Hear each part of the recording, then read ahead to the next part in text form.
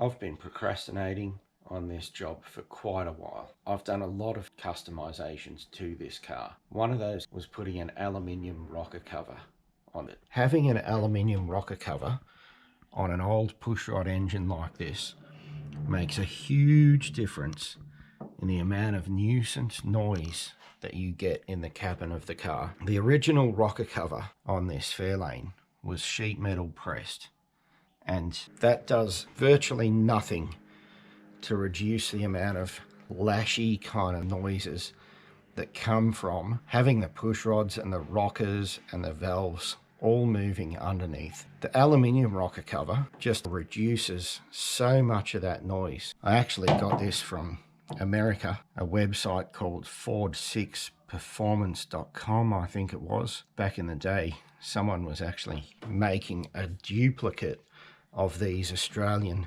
250 2V cylinder heads and selling accessories for them. Now, I already had a 2V 250 cylinder head, so while I was tempted and wanted to buy one of the aluminium copies or aftermarket units, I never got around to it.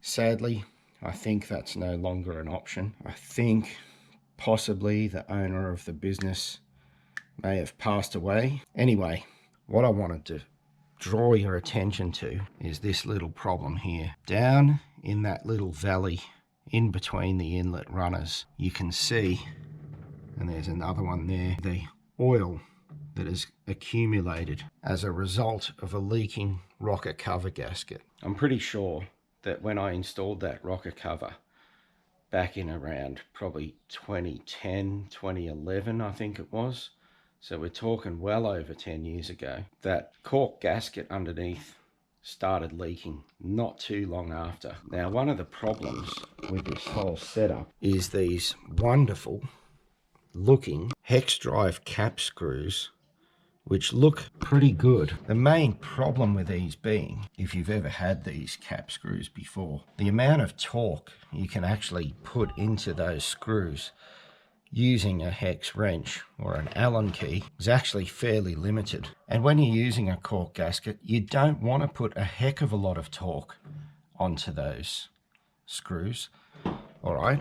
But you need to put a bit. Another problem, which is a case with all of these non-crossflow Ford 6-cylinder engines, is the distance between the screws on this inlet side. If you have a look there, there's the front screw, there's the rear one. There's a good 12 inches or more in between those two screws.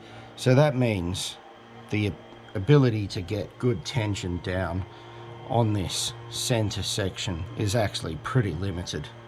After more than a decade of watching this rocker cover leak oil into those little valleys there, I'm finally going to change the rocker cover gasket and I'm going to resolve this leak.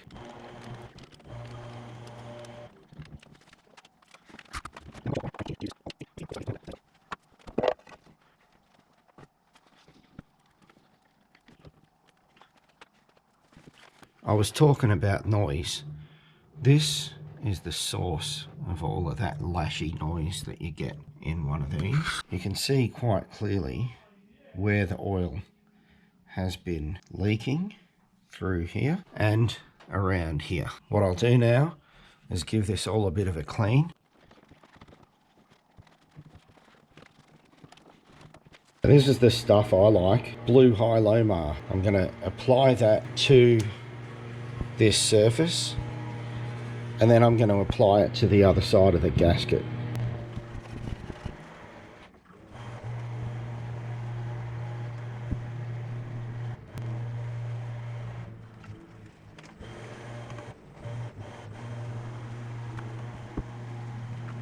Using the old screws to locate the gasket.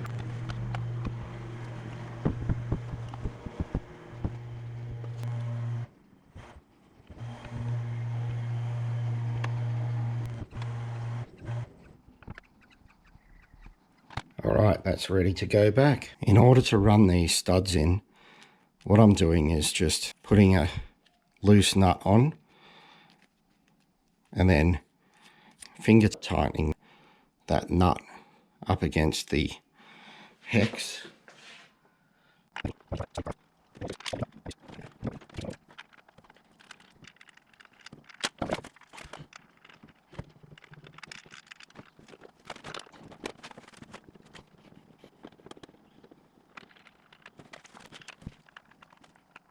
It's only on the last one that I noticed I could have just been easily driving these in with a Phillips head screwdriver.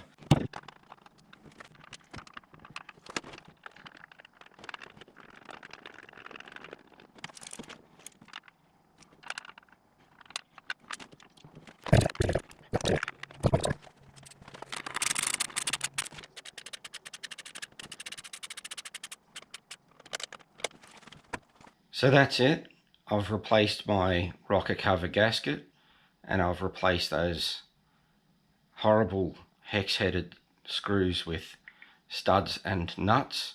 The nuts look a little bit nicer, and they also should offer me the ability to re-torque easily at any time. That's it for today. Thanks for watching. Bye for now.